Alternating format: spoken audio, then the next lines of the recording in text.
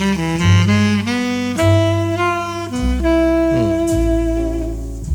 Adam Menace. And I'm Peter Martin. And you're listening to the You'll Hear It podcast. Music celebrated and explored. Celebrating today, Peter, that's a great adjective because we are celebrating the great Sonny Rollins today. Yes. Whom we lost just a couple of days ago at the age of 95. And Peter, I'm so excited to spend this time with you, to spend this time with our dear listeners. Yeah. Listening to and celebrating one of the great musicians in jazz. And I love Sonny Rollins and his music, and incredible musician, but incredible human being. Yeah, as well as we'll hear. In his own one words. of the most, as far as I can tell, one of the most honest and direct musicians, improvisers, jazz musician, or probably of any type. You know, when we talk about great jazz musicians that could improvise, there's a potential for a directness and a connection between that performer's, that artist's humanity as a person that can then come out, in this case, from Sonny Rollins' horn. And, you know, when you hear interviews, I got a chance to meet him and to hear him play a couple of times, but mostly just to hear stories from other musicians. Yeah. The things, you know, his music, even if you're like, wow, I wish I could have met him, you did meet him. If you listen to his music, you can meet him today, actually. Yeah. So I think great artists have that ability, but I don't think anyone's ever done it. Plus, just an incredible player. We're going to get into that. But I mean, in terms of like the humanity coming out through improvisation, which is such a difficult thing. Like, you have to be technically so great. Your ears have to be, you know, you have to have all these things. And of course, Sonny was also a lifelong learner. Yeah. You know, he always talked about that well into, really up until the end, apparently, but certainly in interviews well into his 80s, even when he was pretty much retired. Yeah. I mean, he'd been semi-retired and then fully retired for decades, actually. Well, we're going to talk about this a lot, but it's very evident. I mean, he's the avatar of sort of the humble servant of the music. Yes. You know, he truly talked that way about humbling his ego to the music and putting his growth in the music above himself in a lot of ways. And there's countless examples on record, but even in his actions throughout his life. Maybe even to a fault and to the extreme, like to the point where he had several sabbaticals where he didn't give the world, you know, the gift of his music because he wanted to go in solitude and practice when he was already good, but that's documented good. That's great. That's the humility. Yeah, is he doesn't feel like, oh, the world's going to miss me. He's like, something doesn't feel right, and I'm going to spend some time with it, even if it means this or this. And just an incredible musician and a big loss for music.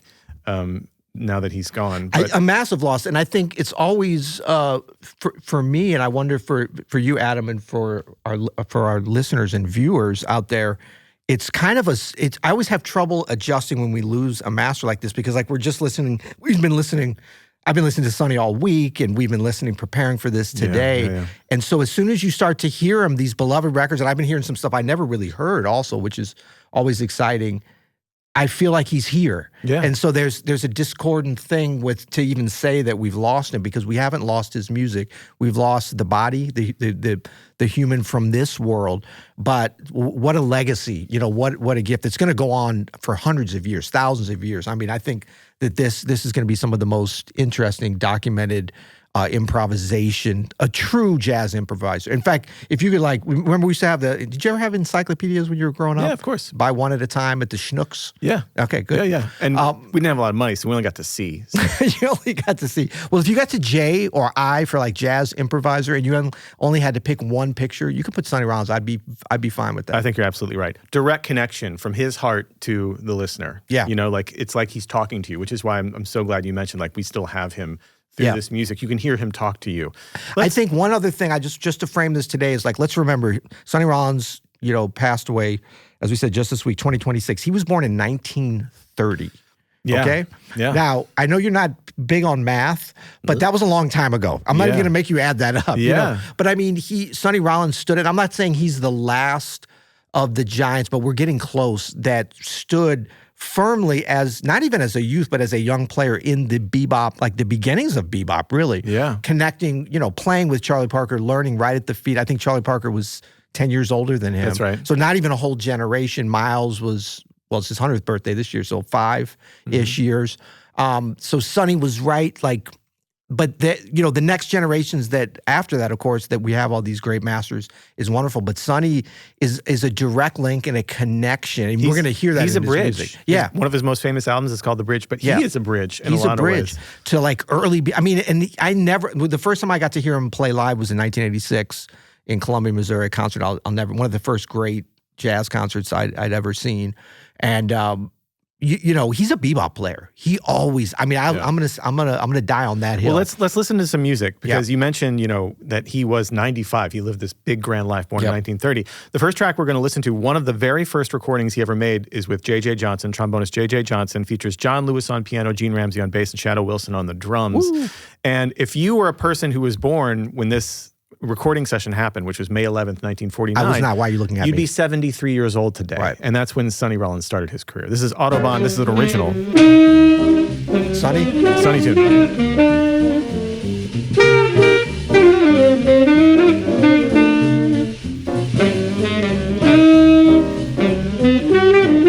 I believe he's 18 years old here. That's what I'm saying. Steeped in bebop.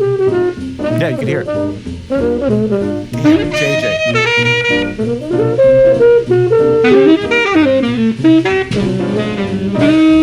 You hear that bird influence already on that bridge, right? For sure.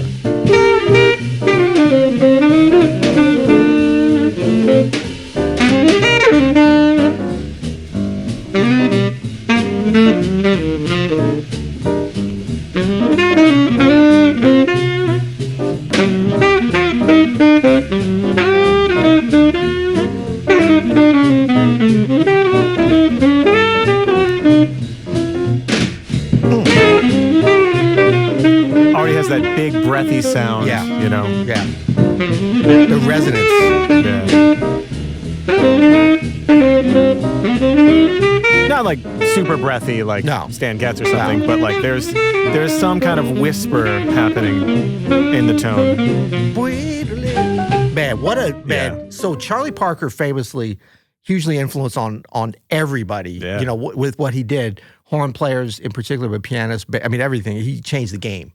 But I think for saxophone players, we've heard stories, and when we lost Lou Donaldson, talk about another connection to this period just a couple years ago. The saxophonists that were coming up, that were like 5 years, 10, right behind Charlie Parker, like you pretty much either copied him or you quit. Like if you were talented and you were thinking about making music as your life, I mean, we've heard this over and over again from people, great musicians like that. He was that masterful and revolutionary at the same time. So I think what you're hearing on this already, Sonny Rollins was like, had imitated and learned the soul. Like he knew Charlie Parker stuff, but you're already hearing like his little bit of a take on it, right? Like he didn't get intimidated, although he did go shed for on his own a couple times for some years. Maybe that was part of it. But just to say that he came at a time, and look, there's always a little bit of luck with the calendar for some of these super talented masters that come along just, once a generation or 100 years or whatever. But like that was a little bit of serendipity that Charlie Parker was setting the bar at an all-time high for saxophone and for like revolutionizing the music that was still very much influenced by what was coming out of New Orleans and Louis Armstrong. I mean, it was a few decades, but I mean, like that's still Duke Ellington set the bar. Yeah. So when you're talking about bebop, you're talking about Charlie Parker, of course, Thelonious Monk, Dizzy Gillespie, Max Roach, and all these. Sonny Rollins is coming right into that. Clifford Brown, we're going to get to that. Well, we're about to land on. It's Clifford a little Brown bit right of here. like sink or swim, and Sonny swam. So we mentioned that Sonny's the bridge, this sort of bridge generation between Bird and like Herbie or Bird. I like that. You know who else was born in 1930 was Clifford Brown. Oh, was he the So yeah, it's possible that without some tragic circumstances, we could have had Clifford Brown this whole time. And Clifford Brown died, I believe, 1956. 56, So think about that. Is that 75 years ago? Yeah. So no, that's 70 years ago. 70 years ago, right? Yeah. So right before he died, Sonny recorded an album called Sonny Rollins Plus 4. And this is with Clifford Brown, Max Roach, Richie Powell on piano, who would also pass away in that car accident, and George Moreau. This is Pent-Up House.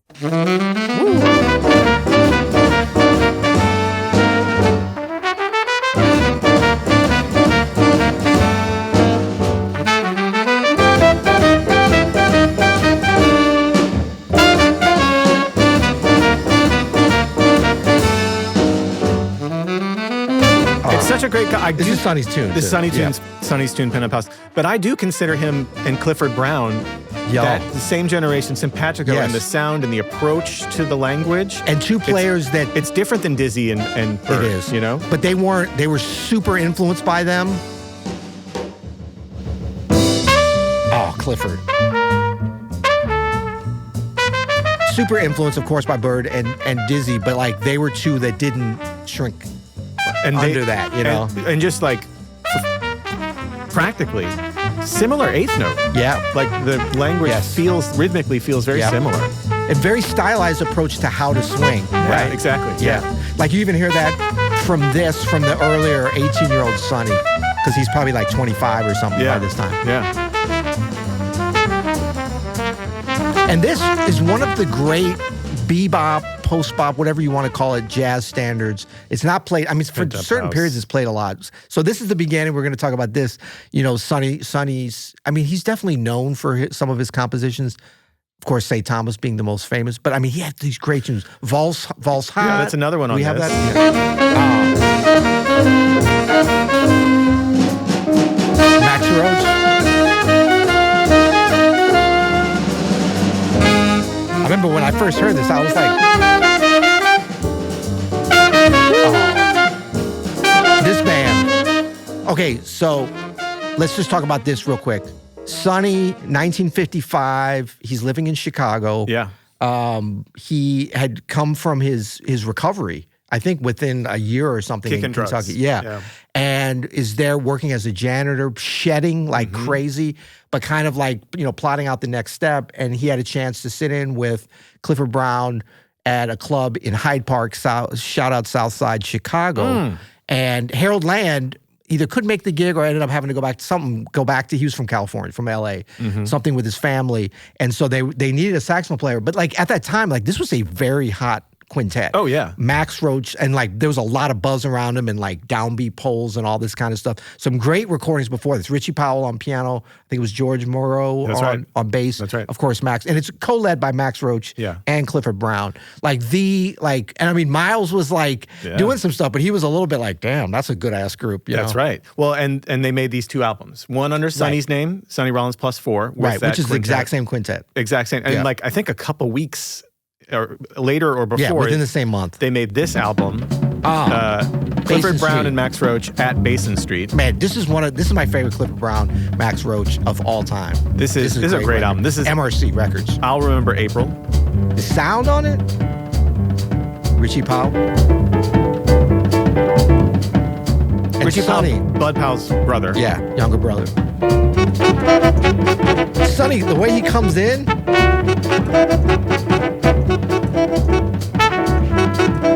Was this Van Gelder? Headbound? I think it wasn't. No, Bob Shedd. So this is the iconic arrangement of this song. Yeah. All of these arrangements on this album are by Richie Powell, by the way. Just want to shout out Richie. Oh, wow. So this thing that everybody plays at jam sessions, Richie Powell. Man, this is kind of a template kind of record, you know? Sure. And we forget how much a big part Sonny... So Sonny only played with the quintet for like... a couple months, right? 6 or 8 months because June...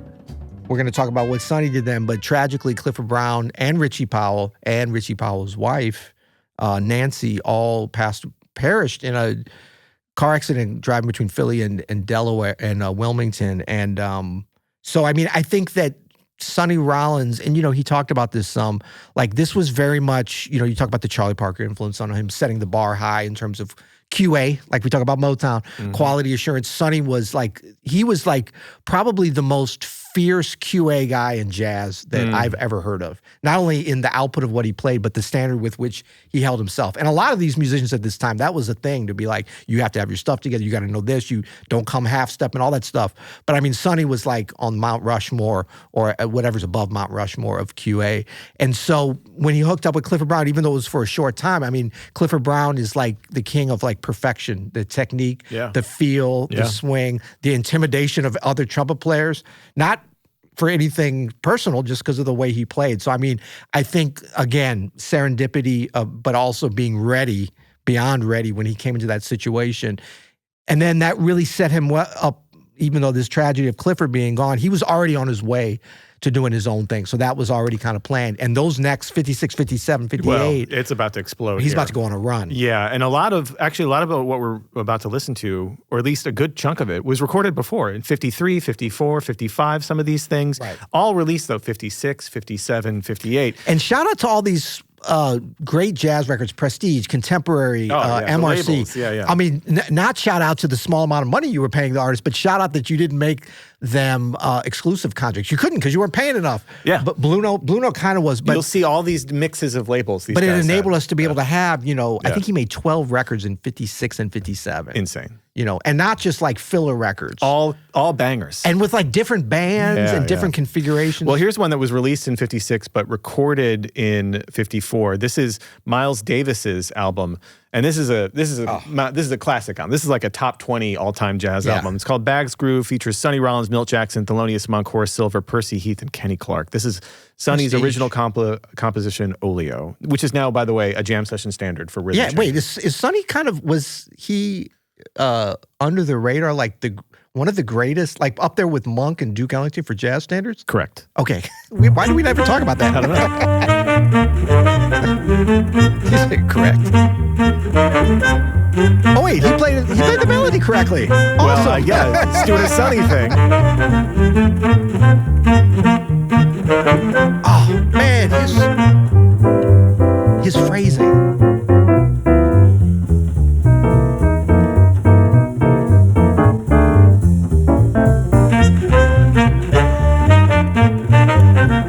And his intonation.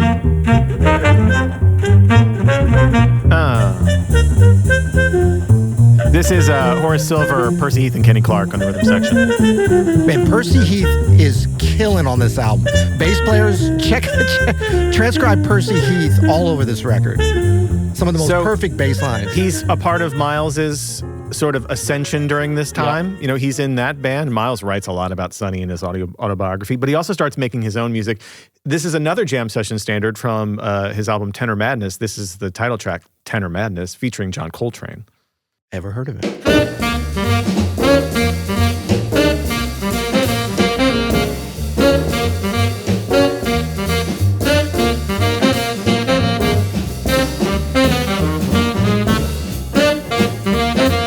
Now we're getting to Van Gelder. Right. Train!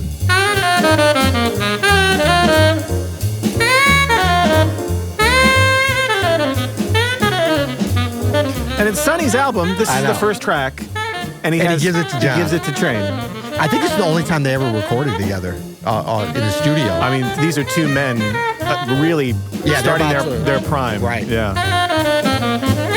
Red Garland, Paul Chambers, Philly Joe Jones. Is that okay with you? Yeah, it's definitely. Is this Van Gelder Studios? I believe it is. From the bass, I'm like, Van Gelder. And this was during this period. This wasn't even when he's in Englewood in what's still there. It's like at his house. It was at his parents' house in the living room. Produced by Bob Weinstock. We'll skip ahead a little bit. Yeah. Woo! There's Sonny. Yeah.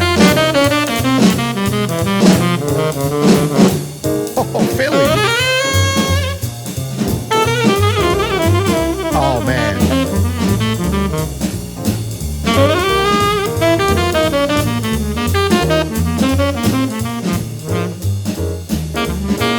Man, Sonny's mastery of the different registers of the tenor saxophone, unmatched.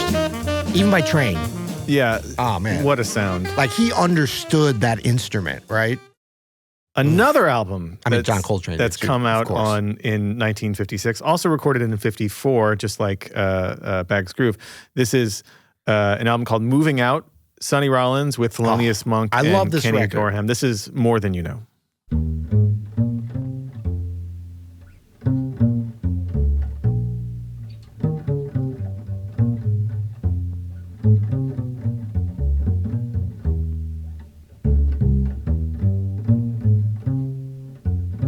Pianist is in the penalty box for the intro for some reason. I like it.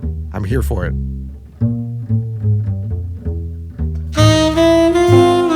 Oh, man. Can we listen to this? Oh. That's Tommy Potter on the bass, by the way. Wait. What are you doing?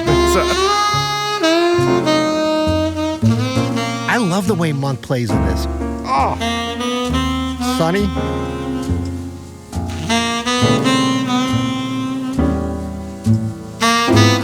definitely getting that Coleman Hawkins influence. We should have talked about him.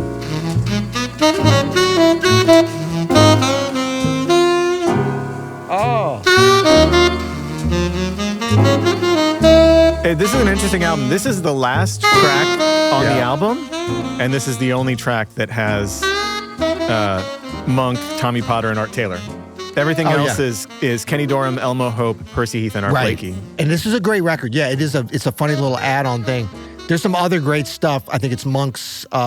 I think it's Mysterioso. There's a couple of really good Monk albums. Well, we've got some queued up here because it's such a good relationship. There's an album called Thelonious Monk and Sonny Rollins. So these two brilliant masters get together 3 times. Yeah. A couple of great examples here. This is from that 1957 is when it was released, but again, recorded in 53 and a little bit in 54. This is The Way You Look Tonight, Thelonious Monk, Sonny Rollins. Okay, we got to play that intro again. Okay. Sonny, thank you. Yeah. This is one of the greatest this is the shit intros, right here. period. Yeah. Maybe the greatest saxophone. And, I mean, it is, like, degree of difficulty, that's crazy. 11. Yeah, right? for sure. For sure. And the degree of joy, 12. Infinite. Yeah. 12. Yeah. Here it is again.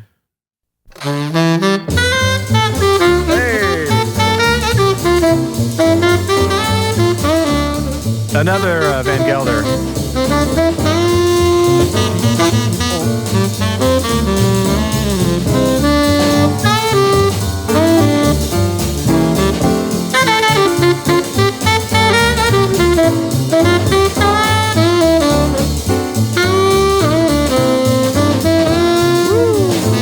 Tommy Potter and Art Taylor on there. Bass and drums, respectively. AT, underrated.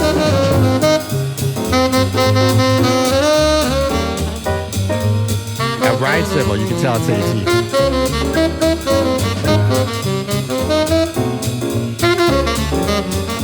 Yeah, this is a great...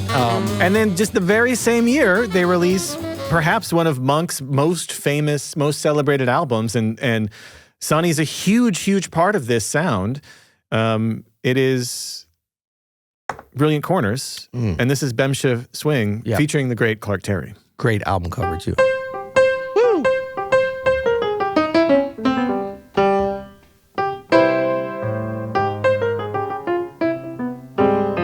Tuner, not called. Hey! It's on the Riverside label, or in Keep News.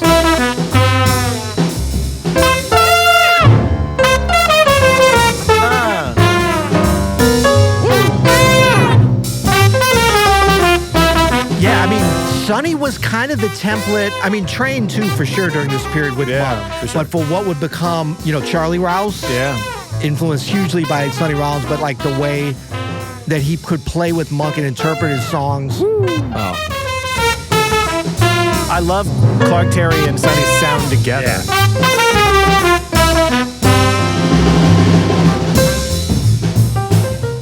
Brilliant Corners. Sonny's all over it. The title track, Brilliant Corners, is also brilliant and definitely worth your time. One thing I'm thinking about, Adam, as time has gone on, and now we're definitely in an introspective, retrospective viewing of the legacy of Sonny Rollins.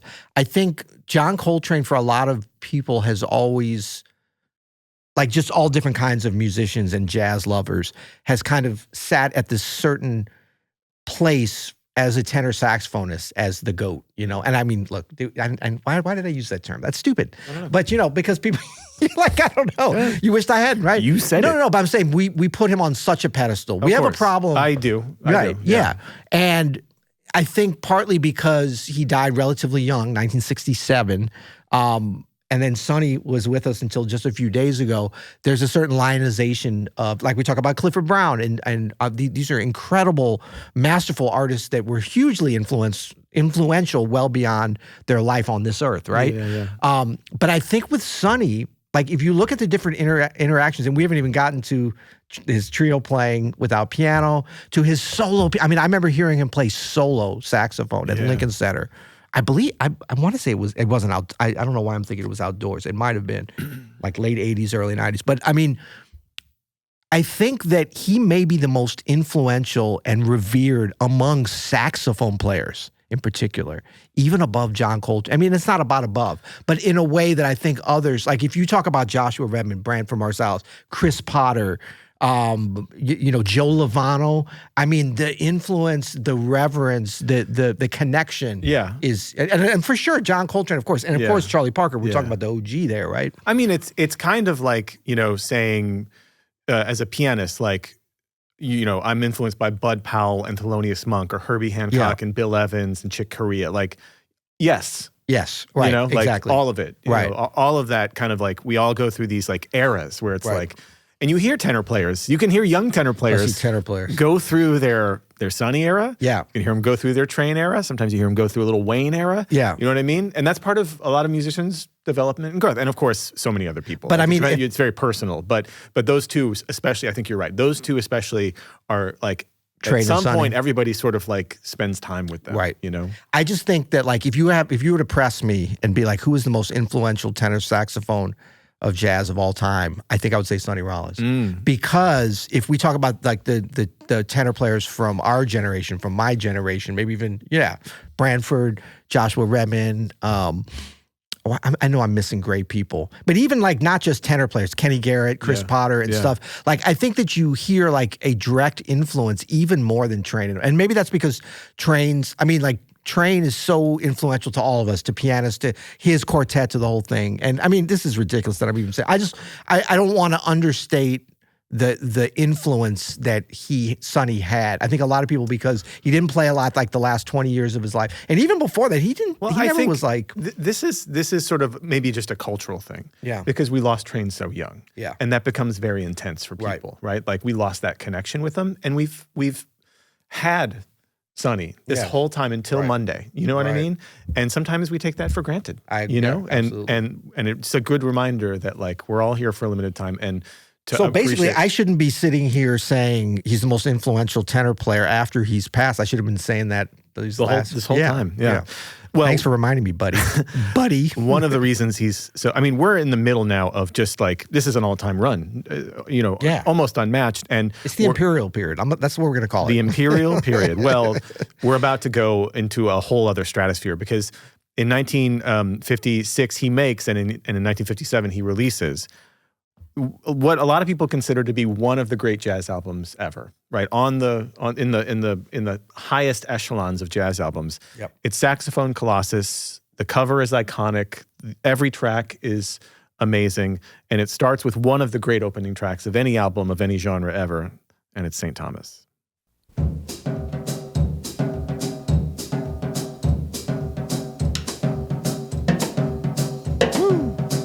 We take for granted this calypso rhythm now, but this was kind of a thing. Yeah. In 1957. And this is, Sonny Rollins, both of his parents were from the Virgin Islands. That's right. So, like, this is his lineage. This is his heritage.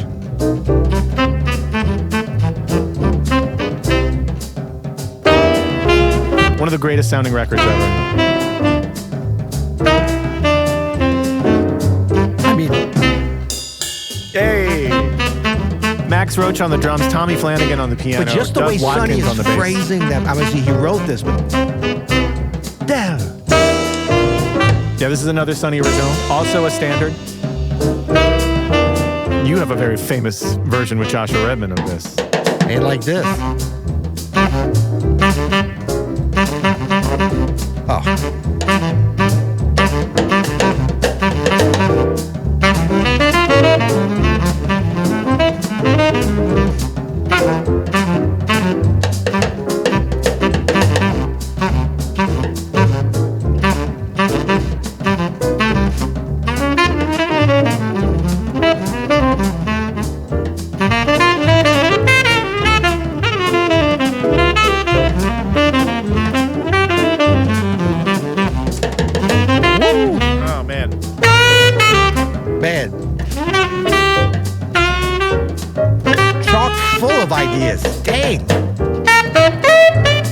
one of the most perfect solos ever. Man, I'm glad you said that. I didn't, that's exactly what I was just thinking. I was like, this is in a small group. Stratosphere. Yeah. I mean, not that a solo has to be perfect to be great, but I'm thinking like, Giant Steps, John Cole. I mean, there's a number of them. There's some great solos that aren't perfect, but man. Miles this, Stillwell. Yeah. Oh, sorry. It was perfect till I fucked it up. You like this record, by the way? It made all his phrasing decisions. Oh.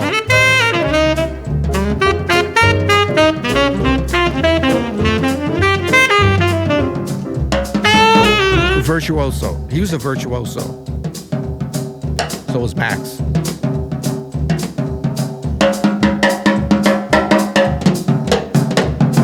Okay, this is great. We got. No, what are you doing? What are you doing? I know. We gotta listen to one. Oh, we listen to anything. We gotta listen to him swinging out.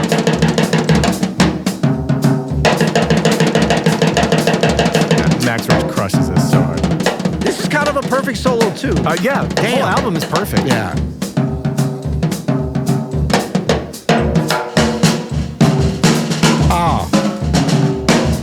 Man, the way he bridges the calypso all with of a sudden you're in it. All of a sudden. It's like Max Roach on 52nd Street. Oh! Man, this is a very influential, oh my God. This is as influential as Sonny solo in a way, to drummers. Sonny comes back in with the most beautiful line. I've heard some great drummers play this solo. Now that I think of it. I mean, really great drummers. Woo. That's what I'm saying. Max, like Clifford, I think Sonny bonded. You can hear it. They bonded high QA, high IQ, musical IQ, but high quality. He's playing the tune too, by the way. Oh yeah. Duh.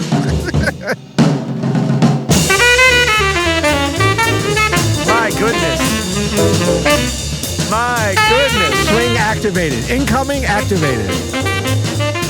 That's all I want to do. I wanted to get that far. It's a great one. And look, I'm glad actually, and we had toyed with starting, but this was great. We're kind of at the apex moment of this episode, I feel like, because we were discussing what to start with, and you were like, we got to start with this. And I was like, well, everybody knows that. It's so great, of course. Yeah. But now that I'm hearing it again, I'm like, man, it's such a great time when an album and a track, I mean, it's kind of like Kind of Blue and Giant Steps and everything in 1959. No, I mean, where something that's Crescent, so great, Love Supreme, but it's actually great. Live at the Pershing, Now He Sings, Now He Subs. Yeah. For the right reasons. These records that sort of transcend even the artists that has made them.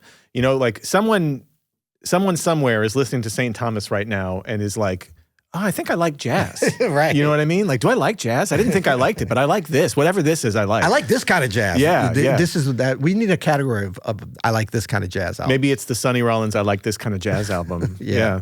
I have also Blue 7 queued up, which is the whole album. blues. You could honestly, we could do a whole we've done this, but we should redo Saxophone Colossus because it was early days and we could do better. And it's a record I think that jazz musicians don't talk about, study, reference, and recommend enough, actually, amongst ourselves. I mean, there was a time when it was, because what happens is this becomes like, I mean, it's sort of like, the New York Yankees or something. I'm a Yankee, and at a certain point, it's like, I can't be a Yankees fan anymore because everybody's a fan.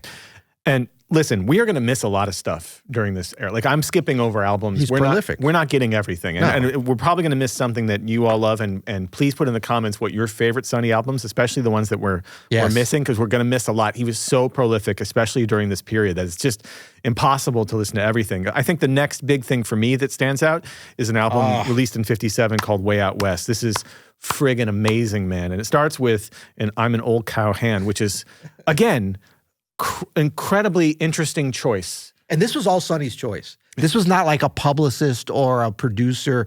Like, this is his first time, and they recorded this in L.A. Yeah. I believe Ray Brown it's Shelly Mann, isn't Shelly Mann on drums, who definitely was in L.A. I think Ray was already living in Ray LA. And Shelly are the rhythm section. So he's like playing with the local rhythm section. Those guys, sure. Yeah, just a local rhythm. But his thing was like, he wanted to have the cowboy hat. He was like, let's make it a vibe. Yeah. Yeah, the cover's amazing here. But it's one of the greatest covers ever. And one of the greatest albums of Sonny's career. We're on the trail. Another great drum setup, right? Ooh, look at that bass drum sound. That's awesome.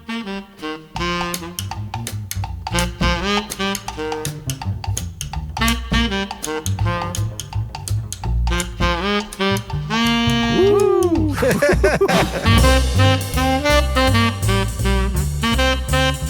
How do you like your bass lines? Ray Brown style? I love my bass lines Ray Brown style. Thank you very much. Man, Sonny was so flexible with material, with players.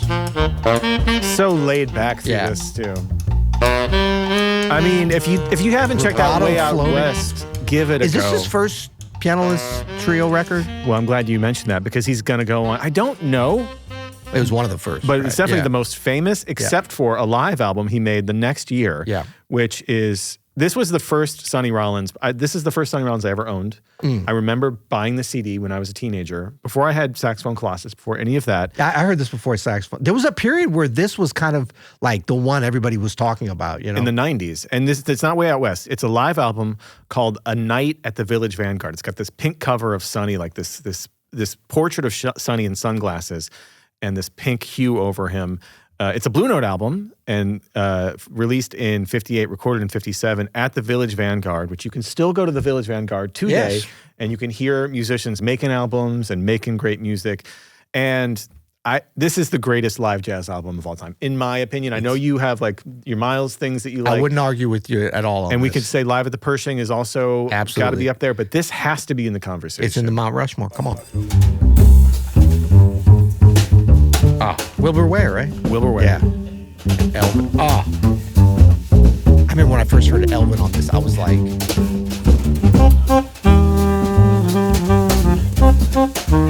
Yeah, Wilbur Ware, Elvin Jones. Elvin Jones brush sound. Oh, sorry. No, this is the afternoon take, actually. Oh, this is the... Okay. Yeah, this is Donald Bailey and Pete LaRocca. Oh, that's right. Yeah, they had afternoon set. Because they did same day, different band, afternoon, That's different band, crazy. evening. Yeah, great.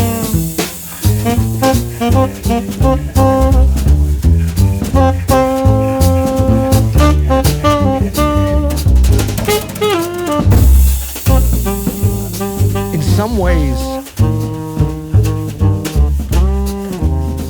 this is my favorite Sonny sound. 100% The way agree. it sounds, This is my top 3 Sonny albums ever. It's so pure and dry. I mean, just specifically on his saxophone. The playing is so raw, pure, and beautiful. But I mean, I think he is probably the top, even above Train, I would say, to have a sound that could survive being recorded totally raw at the Vanguard. I mean, Train, of course, was great. Joshua Redman, I mean Branford. It's almost better live and dead at the Vanguard. Like Right. it's almost, you're almost But man, more you got to just be S tier to pull that off. 100. But you're almost more astonished about how I know. beautiful that sound is. It is, It's yeah. really I think it might incredible. be. I mean, I love the Van Gelder. I mean, I have my quibble bits, of course, with like the piano and even the bass, but I think Van Gelder, the way he recorded Sonny, and saxophone in general, was genius. I mean, just incredible. That contemporary LA, the Way Out West, my only quibble bit is Sonny's sound on there, I think, is a little, not his playing. And it's still, I mean, they captured it, but the mix is not on the level. I mean, this is... I don't mind it. But I don't mind it. No, No, it's not. Yeah, it's just, and that's not the greatest Ray Brown sound either. That I agree recording. with. That I agree But, you know, look, you can hear him and it's great. Yeah, So. yeah. Well, we're nearing the end of this imperial period, as you said. I don't know why I said one of the biggest albums that came out around this time, which came out in March 1959, was an album on Blue Note called Nuke's Time, and this is very highly regarded by a lot of people. This album, it's not talked about a lot, I feel like, as much as some of these others. Is this with Tommy? Is Tommy Flanagan on? But this is Wynton Kelly, Doug Watkins, Philly Joe are on this one. Okay, right. Damn. If that interests you. It does. This is wonderful, and this track is called Wonderful, Wonderful. Check this out.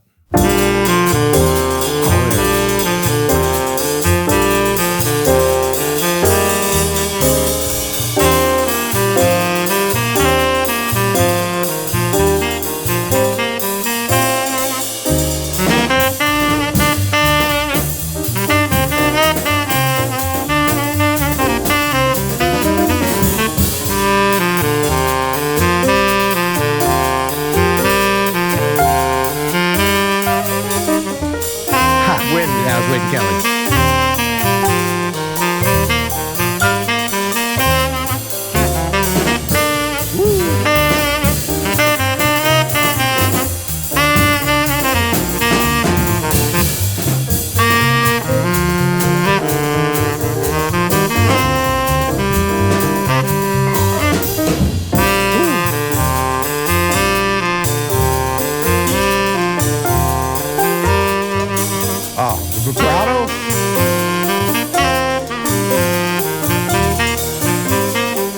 title Nuke's Time is a reference to Rollins' nickname Nuke, which is apparently based on his resemblance to Don Newcombe, a pitcher for the Brooklyn Dodgers. Yeah.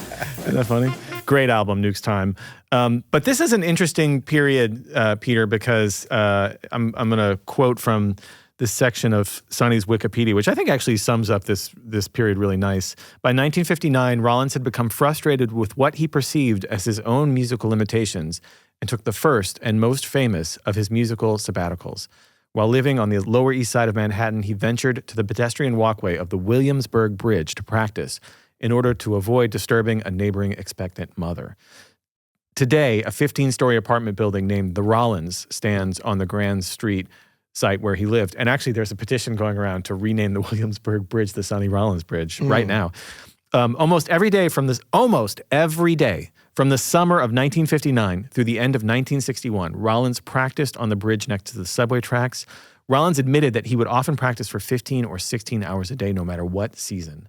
In the summer of 1961, the journalist Ralph Burton happened to pass by the saxophonist on the bridge one day and published an article in Metronome magazine about the occurrence. During this period, Rollins became a dedicated practitioner of yoga. Rollins ended his sabbatical in November 1961. He later said, "I could have probably spent the rest of my life just going up on the bridge. I realized, no, I have to get back into the real world." And it's one of the biggest legends, the lore of Sonny, is this 2-year period where he stopped performing, stopped recording, and just practiced for 15 hours a day, every day on the Williamsburg Bridge. 16 hours sometimes. Sometimes 16 hours.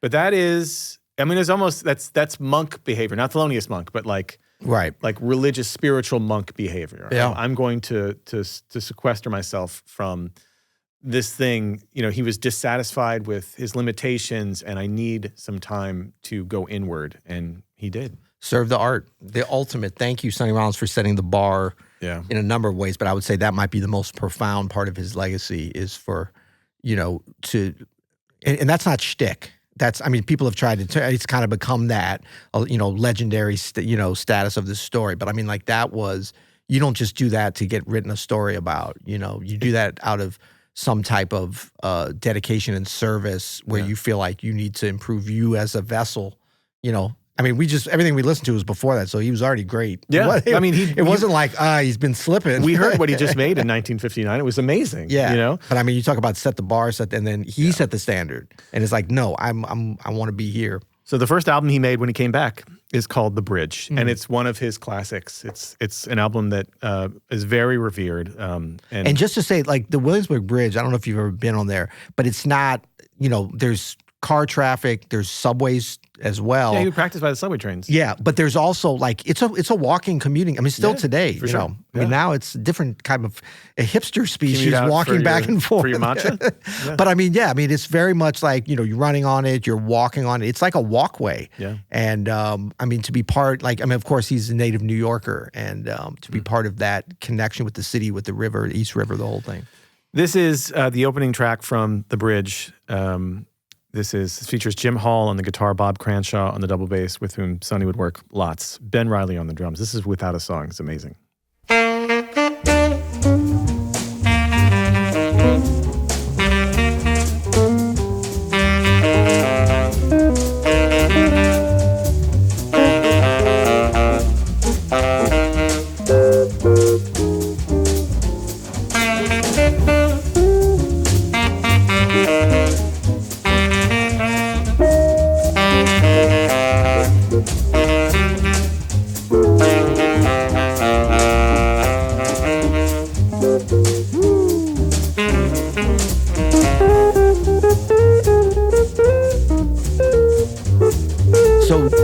Check out when Sonny comes in and plays the melody.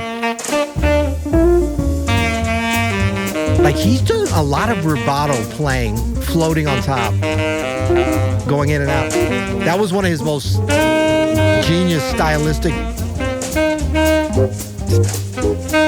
going in and out of time. Woo, yeah.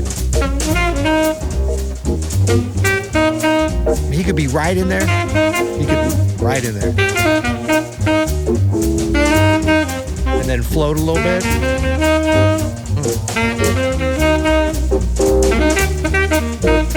Woo! don't know if it's just because you know the lore of the Bridge and the Sabbatical, but his playing on this album and everything else feels so direct. Yes. Right? So with like no fat. No like fat. It's just like here's what matters. Yeah. Just real like effortlessly here's what I have. Yeah, and it's not like he's stripping out the bebop and just like he's very much himself still. Or mistakes or anything or like you know like it's all very accepting of what his pure intentions are.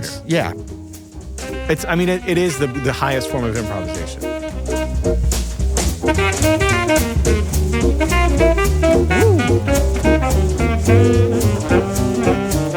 Man. Incredible music. The Bridge 1962. And so much music over the years, you know, he didn't stop playing officially until 2012. Yeah. You know, obviously, like, you slow down as you get older. Yeah. But he did a bunch of cool stuff. Alfie's theme from the famous movie Alfie, you know, all Sonny with Oliver Nelson. Man, his rhythmic attenuation just within the way he phrases in the vibrato and super advanced rhythmically too. Did a bunch of great stuff in the 70s, a bunch of great stuff. Was playing in the 80s, was doing a lot of stuff. But even in the 90s, I remember this album coming out. This is Sonny Rollins Plus 3. Yeah. Again, this is featuring players that he had played with in the 50s and 60s, including Tommy Flanagan, including Bob Cranshaw, this time on electric bass. Al Foster. This album features Jack DeJohnette and Stephen Scott. Right. Yeah. Kevin Hayes played with Sonny in the 90s, maybe even early 2000s too. Playing Peter with Bernstein. all the young cats in the day. And then I think he makes his last album in the early 2000s, I want to say, or mid 2000s. Yeah. And then officially retires from performing in 2012. But he is on an episode of The Simpsons in 2013. Oh, nice. That was his final. I mean, even before 2012, like he wasn't. It would be a big deal when he'd do I don't even know if he was doing a tour. It would just be like a gig at like a really like a great concert hall or at a jazz festival in Europe or something. Yeah. And it was always an event. It was like people were like, damn, that's Sonny Rollins, you know. So thank you, Nuke. Yeah, thank you, Sonny Rollins. Just amazing. And to anybody listening, if you haven't heard Sonny before, or maybe you've just heard St. Thomas or something, like now's your time. Go on a deep dive and appreciate this great artist's work because he gave so much to us. I mean, and please put in the comments if you're listening to this audio or wherever you are, go to the YouTube and just put in the comments like, what's your favorite? I would love to. I know that there's a bunch of tracks that I don't know, even because some of this stuff that as you've been pulling this together, it's been fun for me to discover. Very prolific recorder. Yeah. And dozens and dozens of tell us albums. your favorite, but especially those hidden ones. Gosh. To me, that more than you know with Monk has always been something I'm surprised people don't know as much. I think it's one of his most masterful performances. But like as we've said, like there's so many. There's no. I mean, it's all S tier from what I've heard. All S tier. Yeah. Or maybe put in your favorite Sonny solo. He has some of the most legendary solos on his albums and other people's albums. Yeah. And there's almost too many to choose from. They're so Yeah, because like the Blue 7 solo is legendary, iconic. It's been broken down by musicology. Like there's so many different angles to see the genius of it. This is Blue 7. That's what you're playing. Yeah. But it's also not an untypical solo. He's got dozens it's not like just like he it. hit the mountaintop on this and then that was the only time. Yeah, it's true. Oh, man. Thank you, Peter. This is great. Thank you. Till next time. You'll hear it.